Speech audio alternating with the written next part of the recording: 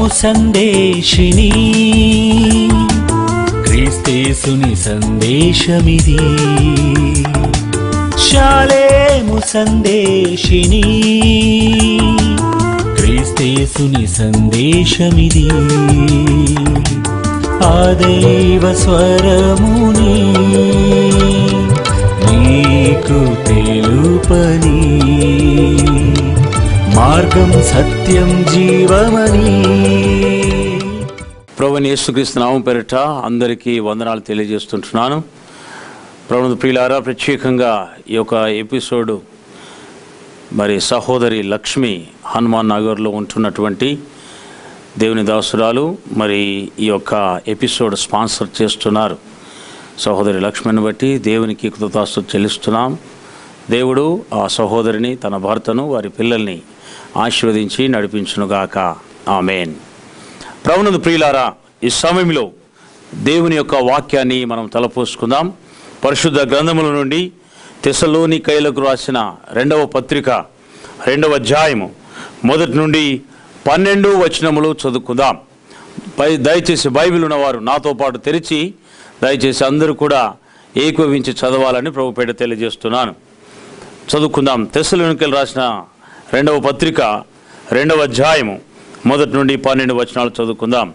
సహోదరులారా, ప్రభుదినం ఇప్పుడే వచ్చి ఉన్నట్టుగా ఆత్మ వలనైనను మాట వలనైనను మా యొద్ద నుండి వచ్చినది చెప్పిన పత్రిక వలనైనను ఎవడైనను చెప్పిన యెడల మీరు త్వరపడి చంచల మనస్కులు కాకుండా వలననియు బెదరకుండా వలననియు మన ప్రభువైన యేసుక్రీస్తు రాకను బట్టి మనము ఆయన యొద్ద కూడుకుంటును బట్టి మిమ్మల్ని వేడుకొనుచున్నాము.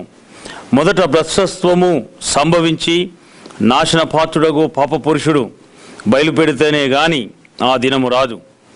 ఏది దేవుడు అనబడునో, ఏది పూజింపబడునో దానినంతటినీ ఎదిరించుచు దానికంతటికి పైగా వాడు తను తానే హెచ్చించుకొనుచు తాను దేవుడునని తన్ను కనుపరుచుకొనుచు దేవుని ఆలయములో కూర్చుండును గనుక ఏ విధముగానైనను ఎవడును మిమ్మును మోసపరచనీయకుడి.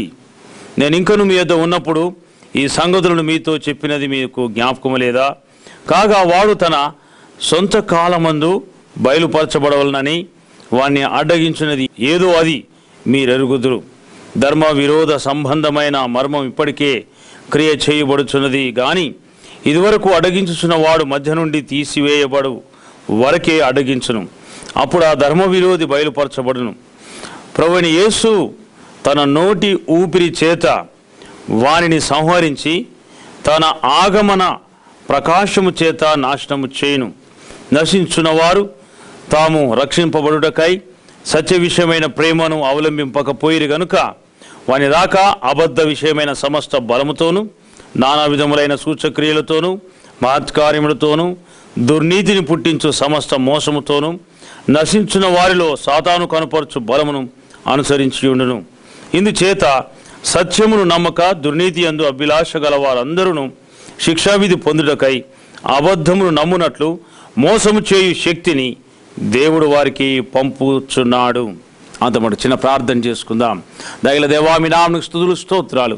చదువున వాక్యము మీరు విరిచి ఆశీర్వదించి మాకు పంచివ్వమని కోరుచు యేసు నామం పేరిటడికి వేడుకుంటున్నాము తండ్రి.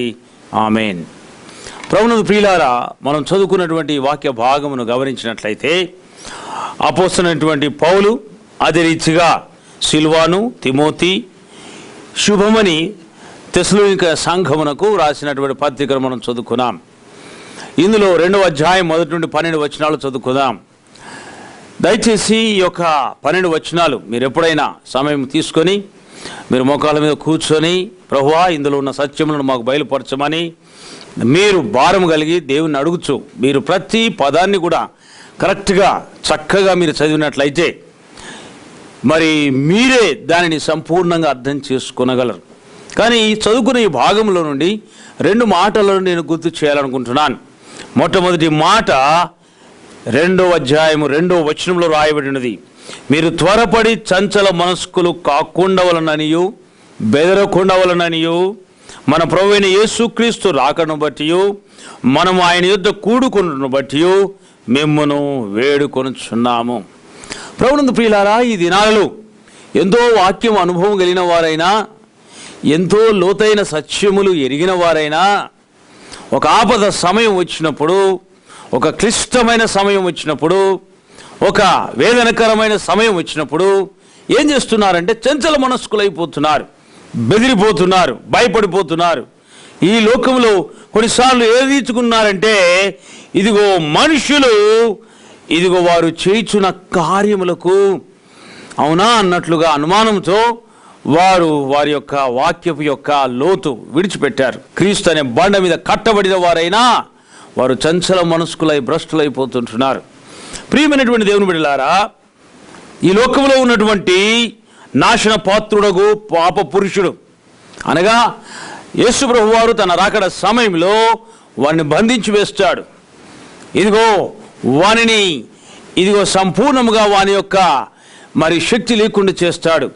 ఆ యొక్క సమయంలో ఒక విధంగా చెప్పాలంటే ప్రభునందు ప్రియులారా, అటువంటి నాశన పుత్రుడు, వాడు పాప పురుషుడు, వాని యొక్క మాటలకు లొంగిపోతున్నారు, లేక వాని యొక్క మాటలకు వారు వెనకాడిపోతుంటున్నారు. కొంతమంది ప్రభు దినమే వచ్చుచున్నది అని మేము ఆత్మతో చెప్తున్నాము. ఈ ఆత్మతో చెప్పిన మాటను మీరు ఎదిరిస్తే మీరు శాపగ్రస్తులైతారు అని చెప్పి బెదిరిస్తున్నారు. అది ఆత్మ వలనే కానీ మాట వలనే కానీ మా యొద్ద నుండి వచ్చినది అది పత్రిక అయినా కానీ మీరు దానిని నమ్మకూడదు. ఎవడైనా చెప్పినేడలా మీరు దానిని విశ్వసించకూడదు. మీరు త్వరపడి చంచల మనస్కులు కాకుండా వలననియో, మీరు బెదరకుండా వలననియో, అంత మాత్రమే కాకుండా మీరు దేవుని యొక్క సన్నిధానమందు మీరు ఏ యొక్క వాక్యం అయితే మీరు రక్షించబడ్డారో ఆ వాక్యము మీద మీరు కట్టబడాలి, నిలబడాలి. ఆ వాక్యములో మీరు మరి ఇంకా లోతుగా మీ వేర్లు పారుకొని వెళ్ళాలి, కానీ చంచల మనస్కులు కాకూడదు. కనుక ప్రభునందు ప్రియులారా, ఎవరైనా పాపం గురించి హెచ్చరించినప్పుడు లోబడము దేవుని వాక్యము, లోబడము దేవుని సత్యము, తగ్గించుకోవడము, పశ్చాత్తాపడము అది ఎంతో అవసరము. కానీ వ్యర్థమైన వాదములు పెట్టుకొని వివాదములు రేపుతూ మనుషులను అదరగొడుతూ బెదరగొడుతూ వారి మాట నేర్పరితనము చేత, లేక కొన్నిసార్లు ఎట్లా ఉన్నదంటే వారు ఇది దేవుని యొక్క ఆత్మ చెప్తున్నాడు, నేను దేవుడు చెప్తే చెప్తున్నాను అని ఏం చేస్తున్నారంటే మనుషులను బెదరగొడుతున్నారు, మనుషులను ఏం చేస్తున్నారు, ఒక విధంగా భయపెడుతున్నారు. ప్రభునందు ప్రియులారా, అది ఏమైనా మొదటి వచనంలో రాయబడినది. సహోదరులారా, ప్రభు దినం ఇప్పుడే వచ్చి ఉన్నట్టుగా ఆత్మ వలనైనను, చూడండి, ఆత్మ వలనైనను ఎవడైనాను మిమ్మల్ని బెదిరించినా, ఎవడైనా మిమ్మల్ని ఇది దేవుని మాట, ఇది ఆత్మతో చెప్తున్నానని చెప్పినా, ఇది మరి దేవుడు నాకు చెప్పమన్నాడని నేను మీకు చెప్తున్నా, ఇలాంటి మాటలు నేను చెప్తున్నానని ఎవరైనా మీతో చెప్పినా, అంత మాత్రమే కాకుండా ఇది అపోస్తలుడైన పౌలు రాసిన పత్రికలో చెప్పబడ్డదని, లేదు కొన్నిసార్లు ఏ రీతిగా ఉన్నదంటే అపోస్తలుడైన పౌలు చెప్పాడు. ఏమనంటే మా యొద్ద నుండి వచ్చినదని చెప్పినాను, మీరు చంచల మనస్కులు కాకూడదు. కనుక ఫలానా సేవకుడు ఇలాగ చెప్పాడు కనుక ఇది మీరు నమ్మాలి అని కూడా చెప్తుంటున్నారు. ఇలాంటి వాటి విషయంలో బహు జాగ్రత్తగా ఉండటం అవసరం. అందుకొరకే చంచల మనస్కులు కాకుండా వలననియు మిమ్మల్ని వేడుకొనుచున్నాం, మీరు బెదరకుండా వలననియు మిమ్మల్ని వేడుకొనుచున్నాం. ప్రభు యొక్క రాకడను బట్టి మనమందరం కూడా కూడుకుంటును బట్టి మిమ్మల్ని బతిమలాడుచున్నాం. కనుక ప్రియమైన వారులారా, ఈనాడు విశ్వాసులమైన మన ఆత్మీయ జీవితంలో దేవుడు ఏ పిలుపు ఎందు అయితే మనల్ని పిలిచాడు, ఏ స్థితిలో నుండి మనల్ని బయటికి తీశాడో అది గుర్తు చేసుకొని మనము చంచల మనస్కులు కాకుండా వలనని దేవుని వాక్యము సెలవిచ్చుచుంటున్నది. ప్రియమైన వారలారా, చాలాసార్లు ఈనాడు మనుషులు చంచల మనస్కులు అయిపోయారు. ఎట్లా అంటే ఎంతో లోతైన విశ్వాసము గలవారైనా, లోతైన అనుభవం కలిగిన వారైనా ఈ లోకములో ఉన్నటువంటి పారంపర్యాచారాలను అనుసరిస్తూ వస్తున్నారు. అది విచారకరమైనటువంటి విషయము. దేవుని బిడ్డలే, విశ్వాసంలో ఉన్నవారే, దేవునిలో వారు కొనసాగుతున్నటువంటి వారే, కానీ దేవుని యొక్క ఆత్మ వలన నడిపించబడుచున్నామని చెప్పుకున్నటువంటి వారు కూడా చంచల మనస్కులైపోతుంటున్నారు. కనుక ఇప్పుడు రెండు విధాలుగా బెడద ఉన్నది. ఒకటి, ఇదిగో దేవుడు నాతో చెప్పాడు, లేక ఆత్మ ఈ రీతిగా సెలవిస్తుందని, ప్రవచిస్తుందని ఈ రీతిగా చెప్పే వాళ్ళతో ఒక బెడద. రెండవ బెడద ఏమిటంటే, ఇదిగో వాక్యం ఎరిగినప్పటికీ ఈ లోకంలో ఉన్న వారిలో నుండి ప్రత్యేకపరచుకోవడంలో కూడా ఇదిగో వారి జీవితం ప్రత్యేకపరచుకోకుండా ఈ లోక పర్యంపర్యాచారాలను అనుసరిస్తూ వస్తున్నారు. అందుకొరకే వాక్యంలో మనం గమనిస్తే మార్కు సువార్తలో ఒక చక్కని మాటలు రాయబడ్డాయి. యేసుప్రభువు వారు ఏం చెప్పారంటే, ఇదిగో రెండు విధాలుగా దేవుని యొక్క మాటలను వ్యర్థం చేస్తున్నారు.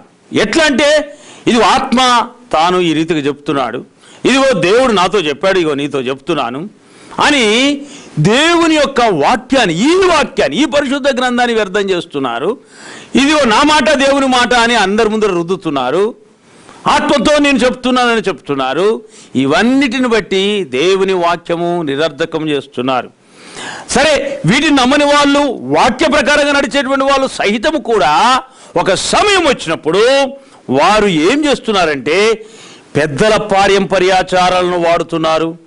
లేక పాతకాలపు పారంపర్యాచారాలు అంటే రక్షించబడకముందు ఏ పారంపర్యాచారాలు ఉన్నాయో వాటిని విడిచిపెట్టకుండా వాటిని వాటిలో కొనసాగుతున్నారు. అనగా వాటిని మరలా పరిశుద్ధులయ్యాక కూడా వాటిని అనుసరిస్తూ వస్తుంటున్నట్లుగా మనం చూడవచ్చు.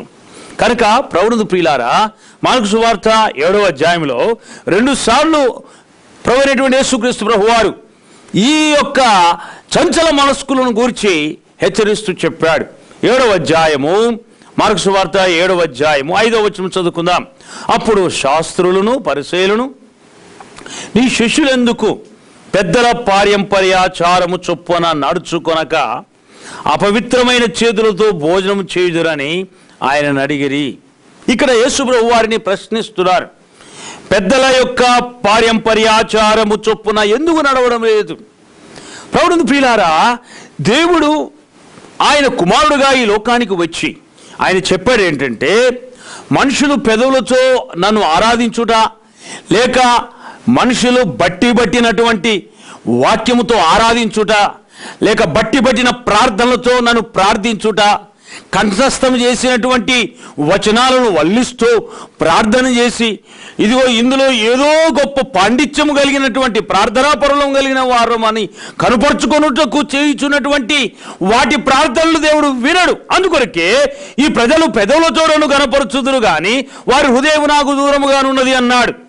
వారు మానవులు కల్పించిన పద్ధతులే దేవోపదేశములని బోధిస్తున్నారు. మానవులు కల్పించిన పద్ధతులు ఏవైతున్నాయో, అవి పెద్దల పారంపర్యాచారాలు ఏవైతున్నాయో అవే బోధించుచు నన్ను వ్యర్థంగా ఆరాధిస్తున్నారు, నన్ను వ్యర్థపరుస్తున్నారు, నన్ను ఇదిగో వ్యర్థునిగా ఎంచుతున్నారు. నా ఆరాధన కూడా ఇదిగో అది వ్యర్థమైన దానిగా వారు పరిగణించేశారు. ఎందుకంటే వీరు ఇదిగో మానవులు కల్పించిన పద్ధతులే దేవోపదేశములని పెద్ద బోధ చేయడం.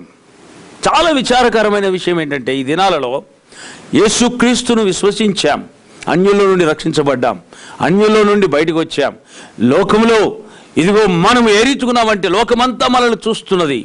అయితే మనం అనుసరించేటువంటి పద్ధతి ఏదైతే ఉన్నదో తిరిగి ఈ లోక పారంపర్యాచారాలను అనుసరించక ఇదిగో దేవుని సన్నిధానమందు మనం నిజముగా ఆయన వాక్యము నిలుచున్నట్లు, ఆయన వాక్యం స్థిరపరచబడినట్లుగా మనము చంచల మనస్కులు కాకుండా మనం వాక్యంపై కట్టబడుతూ ఉండాలి, వాక్యములో నిలగొట్టుకొని ఉండాలి.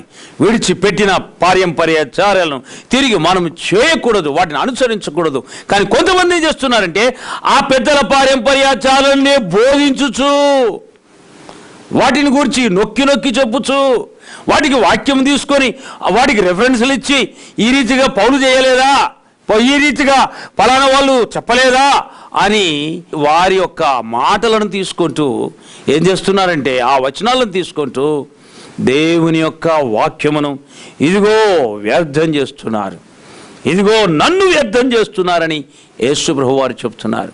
కనుక ప్రియమైన వారలారా, నీ అనుదిన జీవితంలో పెద్దల పారంపర్యాచారాలను అనుసరిస్తున్నావా, వాక్యాన్ని అనుసరిస్తున్నావా?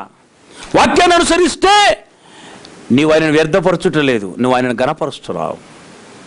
నువ్వు పెద్దల పారంపర్య ఆచారాలని అనుసరిస్తే నువ్వు ఆయనను వ్యర్థం చేసిన వాడు అవుతున్నావు. సహోదరుడా, సహోదరి, మన జీవితంలో ఏది ఏమైనా దేవుడు నీకు సొంత రక్షణ ఇచ్చాడు, రక్షణ సొంతం చేశాడు, నీ సొంతమైపోయింది రక్షణ. ఇక నువ్వు నీ దేవునితో ఆయనను ఆరాధించినప్పుడు, ఆయనను ప్రార్థించినప్పుడు, ఆయనను ఇదిగో నీవు విజ్ఞాపనం చేయనప్పుడు, ఇదిగో ప్రభువునందు ప్రియులారా, నీవు యథార్థముగా నీవు ఆయనను ప్రార్థించి ఆయనను ఆరాధించి నీవు ఆయనను సేవించవలసినది. కానీ మనుషులు కల్పించిన పద్ధతులను, మనుషులు కల్పించిన వాటిని ఇదిగో దేవోపదేశంలో బోధిస్తున్నారు, వాటిని అనుసరించుట కాదు. అందుకొరకే ఈ ప్రజలు నన్ను పెదవులతో ఘనపరుచుతున్నారు. ఇంకొక సెంటిమెంట్ ఏంటంటే, ఈ వాక్యము ఇదిగో నేను మనస్ఫూర్తిగా నేను వల్లించుచు చదువుచు, లేకపోతే నోట పలుకుచు నేను ప్రార్థన చేస్తున్నాను అంటుంటారు. ప్రియమైన వారలారా, తండ్రి దగ్గర కుమారుడు లేక తల్లి దగ్గర కుమార్తె ఏ రీతిగానైతే ఆ తల్లిదండ్రులను పిల్లలు అడుగుతారో ఆ రీతిగా నీవు నీ దేవుని దగ్గర యథార్థముగా నీవు ఆయనను ఆరాధించుట అవసరము. కానీ మన ఆత్మీయ జీవితంలో క్రీస్తును ఆత్మతో ఆరాధించకుండా ఆయనను వ్యర్థం చేయకూడదని మన వాక్య ప్రకారంగా మనం చూస్తున్నాం. చంచల మనస్కులు కాకుండా వలనని, ఆత్మ వలననే అని చెప్పేవాళ్ళు కొంతమంది ఏమో ప్రభువునందు ప్రియులారా, ఇదిగో దేవుడు మరి అపోస్తలుడైన పౌలు ద్వారా రాయించినటువంటి పత్రికనే కదా అనే చెప్పుచున్నవారు కొంతమంది, ఇంకా కొంతమంది ఇదిగో దేవుడు నాతో మాట్లాడాడు, నేను ఆ మాట మీకు చెబుతున్నాను అని సోద చెప్పినట్టు చెప్తుంటే ఆ మాటను నమ్మడము. ప్రియమైన వారలారా, నీ బైబిల్ ఏమైంది? ఇదిగో దేవునికి ఇచ్చిన నీ బైబిల్ ఏమైంది? ఆయనే దేవుడై ఉన్నాడు. ఈ బైబిల్లో చెప్పబడిన మాట తప్ప, ఈ బైబిల్లో ఇదిగో చెప్పబడిన ఇదిగో ఆయన ఆత్మ తప్ప నీవు మనుషుల యొక్క ఆత్మను పొందుట కాదు. దేవుని బిడలారు, దేవుని వాక్యం సెలవిస్తున్నది ఏంటంటే, ఏది ఏమైనా సరే మనము చంచల మనస్కులు కాకుండా వలనని. ఒకవేళ పితృ పారంపర్యాచారాలను, పెద్దల పారంపర్యాచారాలను మనం ఒకవేళ వెంబడిస్తున్నట్లయితే, మనం ఎంత బైబిల్ డిగ్రీలున్నా, ఎంత మంచి లోతైన సత్యాలను మనం తెలుసుకున్నా, ఇదిగో మనం ఎంత గొప్ప అనుభవం గలవారమైనా, ప్రియమైన వారలారా, నువ్వు పారంపర్యాచారాలను విడిచిపెడితేనే కానీ నీవు ఆయనను గణపరిచిన వ్యక్తివి అవుతున్నావు. దయచేసి 7వ అధ్యాయంలో ఇంకొక మాట మనం చదువుకుందాం. ఏమిటనగా 18వ వచనం చదువుకుందాం. మీరు నియమించిన మీ పారంపర్యాచారము వలన దేవుని వాక్యమును నిరర్ధకము చేయుదురు.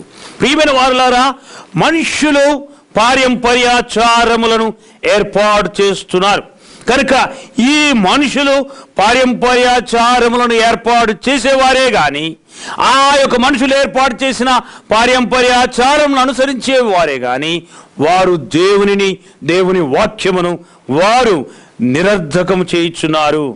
అది ఎవరి జీవితాల్లో కూడా ఫలింపురకు వారు ఏమాత్రం కూడా యోగ్యులైన వారు కాదు. కనుక ఏది ఏమైనా కానీ మన ఆత్మీయ జీవితంలో మనము ఈ లోకములో నున్న మనుషుల పారంపర్యాచారములను విడిచిపెట్టాలని మనం నేర్చుకుంటున్నాం. గత ఎపిసోడ్లో కూడా ఇదే మాట నేను గుర్తు చేశాను. కొలసీయులకు రాసిన పత్రిక 2వ అధ్యాయము 8వ వచనం చదువుకుందాం. కొలసీయులకు రాసిన పత్రిక 2వ అధ్యాయము 8వ వచనం చదువుకుందాం. ఆయనను అనుసరింపక మనుషుల పారంపర్యాచారమును అనగా ఈ లోక సంబంధమైన మూలపాఠములను అనుసరించి మోసకరమైన నిరర్ధక తత్వజ్ఞానము చేత మిమ్మును చెరపట్టుకొని పోవాడెవడైనా ఉండునేమో అని జాగ్రత్తగా ఉండుడి. అనగా ఈ లోకములో ఉన్నటువంటి మనుషులు పారంపర్యాచారములను అనుసరిస్తున్నారు. నీవు పారంపర్యాచారం అనుసరిస్తున్నావంటే నీవు చంచల మనస్కుడవు, చంచల మనస్తత్వంతో నీవు జీవిస్తున్నావు. కనుక ఈ రోజున దేవుని బిడ్డలారా, దేవుని వాక్యాన్ని వింటున్నటువంటి మనం, ఆనాడు తెస్సలోనికీయులకు రాసిన పత్రికలో అపోస్తలుడైన పౌలు ఖచ్చితంగా చెప్పాడు ఏంటంటే, మీరు ఏది ఏమైనా కానీ ఆ పత్రిక మా వలన వచ్చిందన్నా కానీ, మేం పంపించినామన్నా కానీ, ఎవరైనా మాట నేర్పరితో మాట వల్ల చెప్పినా కానీ, ఇది ఆత్మ వలనే అవుతున్న కార్యమని చెప్పినా కానీ మీరు చంచల మనస్కులు కావద్దు. ఇదిగో బెదరవద్దు, అసలు బెదరవద్దు. కొంతమంది ఏం చేస్తారంటే, నేను చెప్పిన మాట వినలేదు కనుక నీకు శాపం వస్తుంది జాగ్రత్త అని బెదిరిస్తారు డైరెక్ట్గా. ప్రభునందు ప్రియులారా, నీవు శాపం ఇచ్చి, నువ్వు బెదిరించి, నువ్వెవరినో శపిస్తే వారేదో శపించబడడం కాదండి. ఇదిగో ఎవరో మనల్ని శపిస్తామని శపించబడడం కాదు. మనం ఎప్పుడైతే దేవుని ఆజ్ఞకు, దేవుని యొక్క సన్నిధానం నుండి మనము పారిపోతామో, లేక దూరం అయిపోతామో, పడిపోతామో, అప్పుడు దేవుడు మనల్ని ఏ విధంగా శిక్షించాలో ఆయన చేతిలో ఉన్నది, కానీ మనుషులు శిక్షిస్తే శిక్షించబడడం కాదు. కనుక మన ఆత్మీయ జీవితంలో చంచల మనస్కులు కాకుండా, బెదరగొట్టినా చంచల మనస్కులు కాకూడదు. ఎవరైనా ఆత్మతో చెప్తున్నానన్నా మీరు చంచల మనస్కులు కావద్దు. వాక్యములో బలము, దినదినము ఆయన వాక్యం వినొచ్చు, ఆయన వాక్యం చదవచ్చు, ఆయన వాక్యాన్ని ధ్యానిస్తూ, దినదినం ఆయన ఆ వాక్యాన్ని తింటూ, ఇదిగో ప్రార్థన జీవితము కలిగి పరిశుద్ధమైన జీవితం జీవిస్తూ, ఇదిగో దేవుని కొరకాయ మనం ముందుకు వెళుదాం. దేవుడు మనల్ని ఆశీర్వదిస్తాడు. రెండవ మాట ఏమిటంటే, ప్రియమైన వారలారా, ఇదిగో మనుషులు ఈ లోకంలో ఉన్న ధర్మ విరోధిని అనుసరిస్తున్నారు. ఆ ధర్మ విరోధి ఎవడు అంటే వాడు పాప పురుషుడు. ఆ ధర్మ విరోధి ఎవడంటే నాశనమునకు పాత్రుడవు వాడు. అనగా ఇదిగో వాడి యొక్క అనుచరులందరూ కూడా ఆ యొక్క పాతాళములో త్రోయబడినటువంటి వారు, నరకములో వారందరూ పడవేయబడువారు. కనుక అపవాది సంబంధులు వారు నరకమునకు వారు పాత్రులై ఉన్నారు. ప్రియమైన వారలారా, మన ఆత్మీయ జీవితంలో మనము ఎప్పుడైనాను సరే ఈ ధర్మ విరోధి, ఈ పాప పురుషుడు, లేక నాశన పాత్రుడైనటువంటి నాశన పాత్రుడగు ఈ యొక్క పాప పురుషుడు మనల్ని చాలా విధాలుగా మోసం చేయించున్నాడు. ఎన్ని విధాలుగా అంటే వాక్యముతోనే మోసం చేస్తున్నాడు. అదొక మరి ఆ నమ్మరానటువంటి సత్యం. వాక్యముతోటే మోసం చేస్తున్నాడు. తత్వజ్ఞానము, ప్రకృతి జ్ఞానం, ఇదిగో లోక సంబంధమైన జ్ఞానం, ఇదిగో మనుషుడు ఇదిగో మరి ఏ రీతిగా వాక్యములో స్థిరపరచబడకుండా వాడి జ్ఞానాన్ని ఉపయోగిస్తున్నాడు. ఎంతవరకు ఆ జ్ఞానమును ఉపయోగిస్తున్నాడంటే, ప్రభునందు ప్రియులారా, 9వ వచనములో చూడండి. మీరు తెస్సలోనికీయులకు రాసిన 2వ పత్రిక 2వ అధ్యాయం 9వ వచనములో దయచేసి 4వ లైన్ చదువుకుందాం. నానా విధములైన సూచక క్రియలతోనూ మహత్కార్యములతోనూ దుర్నీతిని పుట్టించు సమస్తమైన మోసముతోనూ నశించున్న వారిలో సాతాను కనుపరచు బలమును అనుసరించుచున్నారు, అనుసరించి ఉండును. ప్రియమైన వారలారా, ఈ ధర్మ విరోధి ఎలాంటి వాడంటే సాతాను కనుపరచు, ఇదిగో ప్రభువు ప్రియులారా బలమై ఉన్నది. అంత మాత్రమే కాదు, దుర్నీతిని పుట్టించేదై ఉన్నది. వాడు నానా విధములైన సూచక్రియల చేతను ఇదిగో నానా విధములైన మహత్కార్యములతో పనిచేస్తున్నాడు. చివరి వచనం చూడండి, అనగా 12వ వచనం చూడండి. తెస్సలోనికీయులకు రాసిన పత్రిక 2వ పత్రిక 2వ అధ్యాయము 12వ వచనం చూడండి. ఇందుచేత సత్యమును నమ్మక ఈ దుర్నీతి సంబంధమైనటువంటి మహత్కార్యములను, ఒక విధంగా చెప్పాలంటే సూచక క్రియలను, అంత మాత్రమే కాదు, ఇదిగో దుర్నీతి యందు అభిలాష గల వారందరూ శిక్షావిధి పొందుటకై అబద్ధమును నమ్మునట్లు మోసము చేయు శక్తిని దేవుడు వారికి పంపుచున్నాడు. చంచల మనస్కులు ఎందుకు ఆరిగా? దేవుడు కొంతమందికి మోసం చేయునటువంటి ఆత్మనిచ్చాడు, మోసం చేయునటువంటి శక్తి వారికి ఇచ్చాడు. అయితే వీరేం చేస్తున్నారంటే, ఇదిగో చెరపట్టుకుని నాశనానికి వెళ్ళేటువంటి వారిని ఇంకా ఆడిస్తున్నారు, ఇంకా వాళ్ళు ఆడుకుంటున్నారు. ఎట్లా అంటే నానా విధములైనటువంటి ఏం చేస్తున్నారంటే చెప్పండి, మోసముతోనూ నానా విధములైన సూచక్రియలతోనూ మహత్కార్యములతోనూ ఇదిగో సాతాను కనపరచు బలమును అనుసరించుచు వారందరూ కూడా ఇదిగో అబద్ధమును నమ్మునట్లు ఇదిగో మోసము చేయబడి వారు నాశనమునకు లోనవుతున్నారు. ప్రియమైన వారలారా, అందులో యేసుక్రీస్తు రక్తంలో కడగబడిన వాళ్ళు ఎవరు కూడా వెళ్ళకూడదు. ఆ యొక్క ఉగ్రతకు, ఆ యొక్క నాశనమునకు పాత్రలు కాకూడదు. ప్రియమైన వారలారా, నాకు ఒక విషయం అర్థం కాలేదు. ఒక మంచి దేవుని సేవకుడు అన్నారు, ఏమైపోయిందంటే ఎవరో చేతులు పెడితే కింద పడ్డాడంట పాస్టర్ గారు. అరే పాస్టర్ గారు కింద పడిపోవడం ఏంటి? పాస్టర్ గారు పడిపోతే కొట్టుకుంటున్నాడంట. కొద్దిసేపు అయిన తర్వాత నీళ్ళు చల్లి లేపి కూర్చోబెట్టారట. అప్పుడు నిలబడి ప్రార్థన చేసిన అన్ని మీదకున్న దయ్యం పోయిందట. మరి ఈయన చేసిన 30 ఏళ్ల సేవ ఏమైపోయింది? ఇప్పుడు 30 ఏళ్లలో రక్షణలోనికి నడిపించాడు, అనేక మంది బాప్తిసం ఇచ్చాడు. ఇంత పెద్ద పాస్టర్ అయినా చంచల మనస్కుడై మోసము చేయు శక్తిని దేవుడు వారికి అనుగ్రహిస్తే ఆ నాశన పాత్రులకు వారితో ఈయన కూడా కొట్టుకొని పోయాడు. పాపం 30 ఏళ్ళ అనుభవంలో ఉన్నటువంటి మంచి సువార్థికుడు. ఎందుకు ఈనాడు మనుషులు చంచల మనస్కులైపోతున్నారు? ఒక సంఘ కాపరి చంచల మనస్కులైపోతే సంఘం ఏమైపోవాలి? చంచల మనస్కులైపోతారు. కనుక ప్రియమైన సహోదర సహోదరి, దేవుని వాక్యం వినుచున్న మనం అందరం, దేవుడు వాక్యం ద్వారా ఎట్లా ప్రభువులోకి మనల్ని నడిపించాడు, తన సత్యము ద్వారా ఏ రీతిగా రక్షణలో నడిపించాడు, ఏ రీతిగా తన కృప ద్వారా మన పట్ల అనేక ఆశ్చర్యమైన కార్యాలు చేశాడు. మనం ఏ పిలుపులో మనం పిలువబడ్డామో, ఏ పునాది మీద, ఏ వాక్యం మీద మనం కట్టబడ్డామో, కడవరకు ఆ వాక్యము ఇంకా చదువుతూ, ఆ వాక్యములో ఎదుగుచూ, ప్రార్థనలో శ్వాసముల ముందు నడుస్తూ, లోకములో అనేక మంది, ఎంతో మంది మాట అని, ఆయన ఆత్మ అని, ఇదిగో ఫలానా దేవుని సేవకుని పత్రిక వలన మేము చెప్తున్నామని చెప్పిన మీరు బెదరవద్దు, మీరు చంచల మనస్కులు కాకుండా, ఇదిగో దేవుని వాక్యం మీద ఉన్నది, దేవుని వాక్యం మీదకి వచ్చి ఉన్నది, ఆ వాక్యాన్ని నమ్మి, ఆ వాక్యాన్ని చదువుకొని, ఆ వాక్యాన్ని విని, ఆ వాక్యాన్ని విశ్వాసం ఉంచాలి. కానీ ఇలాంటి వాటికి మనం లోను కాకూడదు. కనుక ఈ రోజున ఇచ్చబడిన వాక్యం బట్టి దేవుడు మనల్ని దీవిస్తున్నాడు. ఎవరైతే అంగీకరిస్తున్నారో దేవుడు వారిని ఆశీర్వదిస్తున్నాడు. అవును, నేను చంచల మనస్కుని కాదు ప్రభువా, నేను మనుషుల మీద ఆధారపడట్లేదు ప్రభువా, నీ వాక్యం మీద నేను ఆధారపడుతున్నానని ప్రభువునకు సంపూర్ణంగా సమర్పించుకొని ఆయన పరలోక జీవనలు పొందుకుందాం. చిన్న ప్రార్థన చేసుకుందాం. ప్రేమగల తండ్రి మహోన్నతుడా, మీకు వందనాలు. ఈ వాక్యం విన్న ప్రతి బిడ్డను దీవించండి, వాక్యం నమ్మిన ప్రతి బిడ్డను ఆశీర్వదించండి. పితృ పారంపర్య ఆచారాలను, పెద్దల పారంపర్య ఆచారాలను, నానా విధమైన పారంపర్య ఆచారాలను ఏర్పాటు చేసి బోధించుతూ ఇవే దేవోపదేశములని ఇదిగో ఖండితముగా ఆజ్ఞాపిస్తున్నటువంటి ఈ బోధలను నమ్మక అయ్యా తండ్రి చంచల మనసులు కాకుండా ప్రతి ఒక్కరిని కూడా తండ్రి విశ్వాసంలో, వాక్యంలో మీరు కట్టి కాపాడి నడిపించమని కోరుచుంటున్నాం.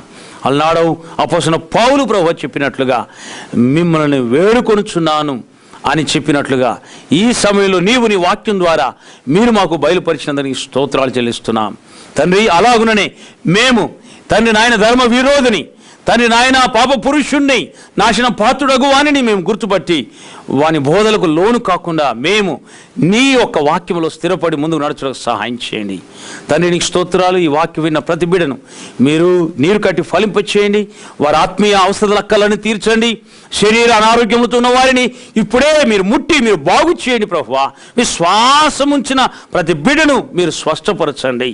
నమ్ముట నీ వల్ల అయితే నమ్మువానికి సమస్తము సాధ్యమన్నావు. ఇప్పుడే నీ బిడ్డలను మీరు కనికరించి వారిని బాగు చేయమని కోరుచున్నాను. మీరే మమ్మల్ని కాచి కాపాడి దీవించి ఆశీర్వదించి ముందుకు నడిపించమని యేసు నామం పేరిట వేడుకుంటున్నాము తండ్రి. ఆమేన్. అందరికి ప్రభువే వందనాలు. Praise the lord. షాలేము సందేశిని,